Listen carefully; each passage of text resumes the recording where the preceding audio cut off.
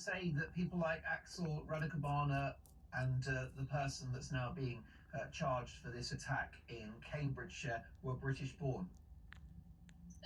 Listen, it's not about race, it's not about religion, it's about culture and law and order. This is what's real. We get distracted by that we're in a religious. No, it's not about religion. It's not about race.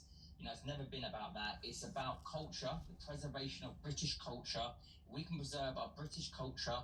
In turn, we preserve British law and order, which is huge.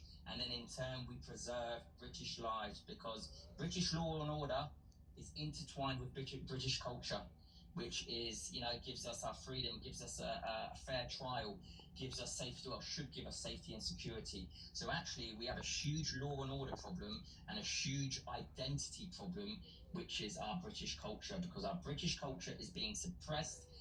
When it's suppressed, we have a lack of identity, and when we have a lack of identity, we have a lack of purpose, a lack of belonging, and guess what happens? Frustration, anger, and violence. And we are in that anger phase at the moment, and we're teetering into violence very, very soon, which needs to be prevented.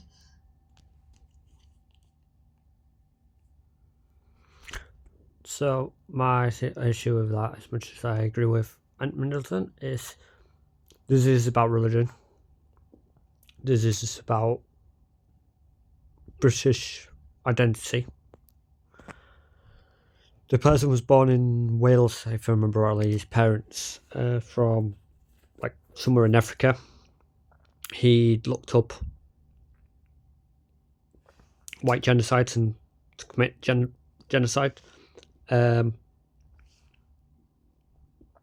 was failed at the acting thing. He decided to go attack attack girls. He attacked some teachers as well and killed some girls, which were this Taylor Swift thing, which is like what happened with the Ariana Grande concert, just a very, very small scale of that. Again, he ends up in prison. I think he's converted to Muslim. And why does this matter? Well, the religion, there you are, so Christianity, impacts your Christian laws. It impacts all the other stuff that we have, which we take for granted, which we'll say, oh, that's Western or Britain.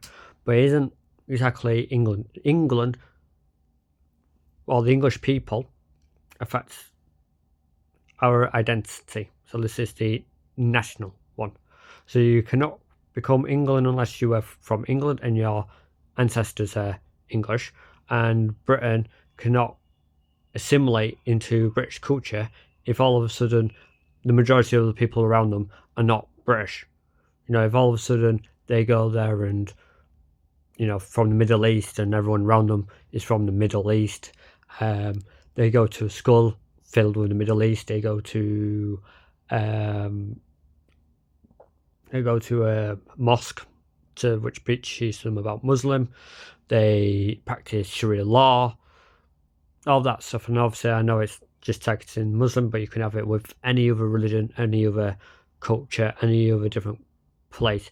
They're all filled with that sort of bit, and you're only picking up what they're telling you, and your parents are from there, then it doesn't matter if you're born in, you know, it doesn't matter where you're born. You could be born in England, but you're being brought up in, you know, Chinese ways, or Indian ways, or Pakistanis ways, or, you know, any other place is his way. You're not going to integrate well within that society, though you might integrate better than most of us. Again, like I said, religion does impact it, and this is what they got to have a look at. And laws and orders is a big one, because law should be blind and you should all be given a fair trial, no matter who you are or where you are. The whole thing is law should be blind.